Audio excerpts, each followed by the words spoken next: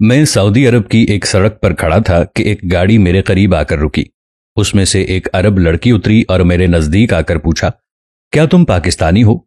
मैंने बड़े फख्र से इस बात पर सर हिलाया तो कहने लगी, तुम पाकिस्तानी क्या हो? आज तक मुझे समझ नहीं आया।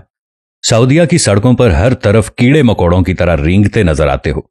क्या पाकिस्तान में खाना नहीं है? क्या वहां पर खेत नहीं है? क्या वहां पर कारखाने नहीं हैं? क्या वहां तुम्हें काम नहीं मिलता जो यहां च्यूंटी की तरह मिट्टी में फिरते रहते हो? वो बोलती रही, फिर कुछ नाजेबा अल्फाज भी कहे जो मुझे सुनना भी पड़े कि मैं उसके मुल्क की सड़क पर खड़ा था और मैं दिल ही दिल में उस नौजवान लड़की की कमअक्ली पर अफसोस के साथ मातम भी कर रहा था। उसे मालूम ही नहीं कि पाकिस्तानी अवाम के पास सरे महल है, बैरून मुल्क के बैंक हमारे पैसों से भरे पड़े हैं और अपनी मईशत को चलाते हैं। दुबई में हमारे बड़े बड़े प्लाजे हैं, लंदन के महंगे इलाकों में हमारे बहुत से फ्लैट्स हैं और प्रॉपर्टी है। अमेरिका में हमारी बहुत सी मिल्कियती चीजें हैं। हमारे पास रायवेंट का महल है, हमारे पास बिलावल हाउस की शान शौकत है, हमारे पास बनी गाला के महल हैं। ऐसे महल तो उसने ख्वाब में भी नहीं देखे होंगे, क्योंकि आज तक मैंने ऐसा नहीं देखा।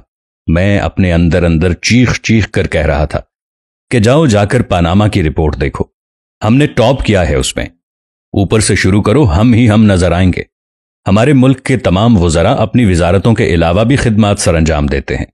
हमारे सियासतदान, जर्नैल, ब्यूरोक्रेट सबके सब अरबपति हैं। हमारी अदालतों में हमारे काजी अपनी मर्जी के फैसले सुनाते हैं। तुम्हें क्या पता, थर के कहरजदा इलाकों में बिलावल साहिब अंग्रेजी और उर्दू में अपनी रियाया का हाल पूछते हैं, जो कभी स्कूल गए ही नहीं और जिन्हें सिंधी के अलावा कोई जबान समझ तक नहीं आती। तुम हमारी जदीद टेक्नोलॉजी क्या जानो? हमारा वजीर आजम दिल के ऑपरेशन के फारी बाद सूट पहनकर बगैर सहारे सीढ़ियां उतरता है।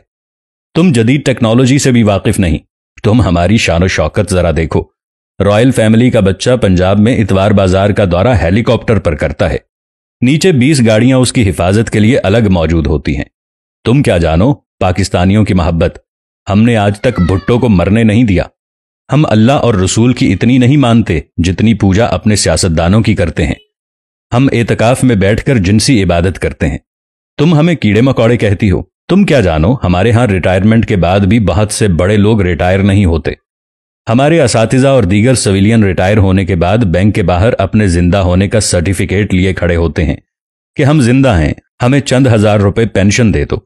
तुम क्या जानती हो कि हमारी एहतसाब अदालतें 40 करोड़ की करप्शन पर 2 करोड़ में केस बंद कर देती हैं और 50 करोड़ से कम करप्शन पर कोई भी नहीं पूछता। तुम क्या जानो अशराफिया के लिए हमारी अदालतें छुट्टी वाले दिन भी खुली होती हैं। अगर हमने यूनिवर्सिटी बनाने के लिए सोचा तो तुम सऊदिया वाले हमारे यहां तालीम हासिल करने के लिए हमारे मुल्क के वीजे लेने के लिए लाइन में खड़े नजर आओगे। हम ये सोचकर नए स्कूल नहीं बनाते कि अक्ल में हम बहुत ज़हीन हैं और हम अनपढ़ होकर इतने ज़हीन हैं। अगर मजीद तालीम हासिल कर ली तो दुनिया के बाकी ममालिक की आवाम की हक तलफी होगी। दिल ही दिल में ऐसी कई बातें मैं उसे सुनाता रहा। फिर यूं महसूस हुआ जैसे अंदर कुछ टूट सा गया हो। मेरे दिल की धड़कनें बेतरतीब सी होने लगीं और आंखों में जो नमी थी शायद मौसम का असर था। सख्त लू चल रही थी, सर्दी नहीं थी, मगर फिर भी नाक बहती रही। वो मुझे देखती रही, मैं उसे देखता रहा। फिर दिल ने जोर से आवाज लगाई कि हमारा भी कोई मद्दे मुकाबिल नहीं है और कोई हमारे खिलाफ साजिश न करे। जब उसकी नजर मेरी बहती नाक पर पड़ी तो उसने उबकाई ली और वापस अपनी गाड़ी की तरफ जाने लगी। मेरी समात ने उसके ये अल्फाज सुने कि तुमसे बड़ा कोई बेगैरत मैंने नहीं देखा, और मैं उसी के मुल्क में बेआसरा होकर अपने कमरे की तरफ जाकर न जाने कितने साल से सिर्फ यही सोच कर रो रहा हूं कि हम अपने बच्चों का पेट पालने के लिए परदेश में कैसी कैसी बातें सुनते हैं।